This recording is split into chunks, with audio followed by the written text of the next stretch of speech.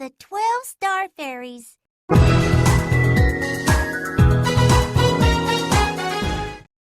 공릉 왼편 쪽에 사이좋게 마주한 능역은 장순왕후의 동생이자 한명회의 막내딸인 공해왕후가 묻혀있는 순릉이다.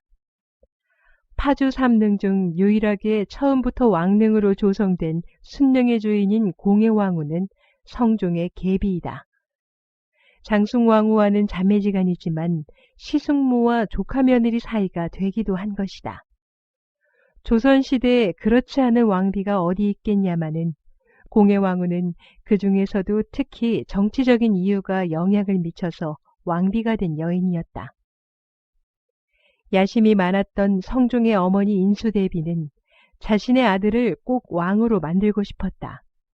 그러기 위해서는 조정에서 아들의 입지를 탄탄히 해줄 인물을 장인으로 모시는 게 가장 효율적인 일이라 판단한 인수대비는 한명회에게 접근해온다.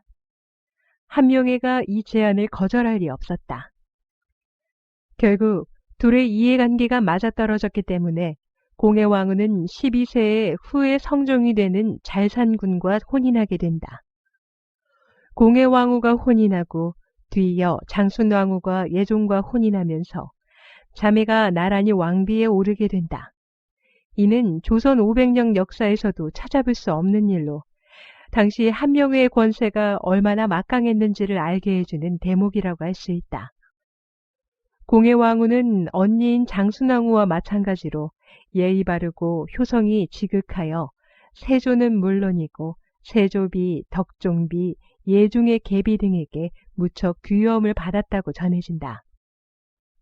왕후는 나면서부터 남달리 총명하였으며 커서는 온화하고 의순하며 숙경하였다. 왕후를 들여와 뵈니 언동이 예에 맞으므로 세조와 대왕대비가 매우 사랑하였다.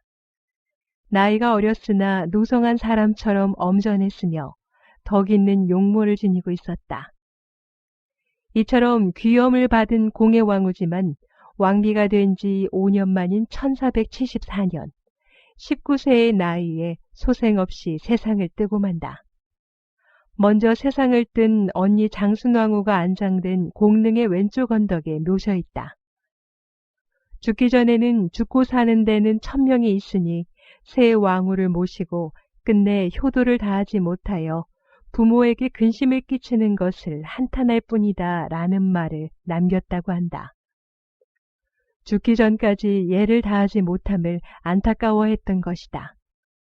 홍살문을 지나면 일직선으로 이어진 참도가 나온다.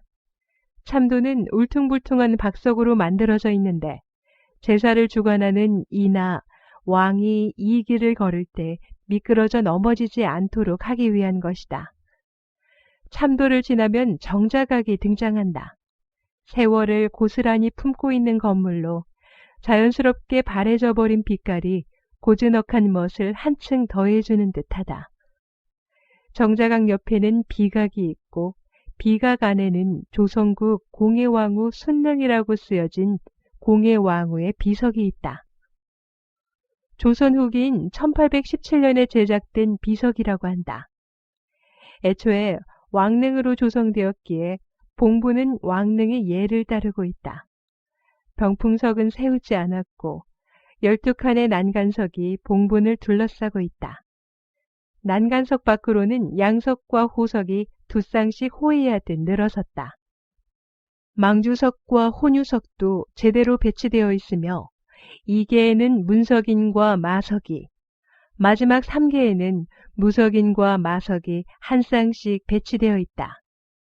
무석인은 양손으로 칼을 잡고 있는데 잔뜩 움츠린 모습이다.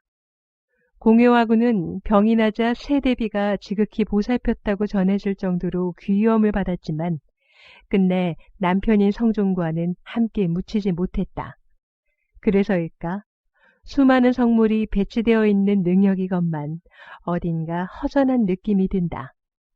조선 최고의 권력가인 한명회의 딸로 태어나 왕실의 일원이 된 공해왕후와 장순왕후, 분명 당시 조선에서 가장 고귀하고 품이 넘치는 삶을 살았겠지만 젊은 나이에 요절했고 지아비와 함께 묻히지도 못했다. 화려했던 생애와는 대조되는 현재의 능력을 바라보며 진정한 행복이 어디에 있는 것인지 반문하게 된다.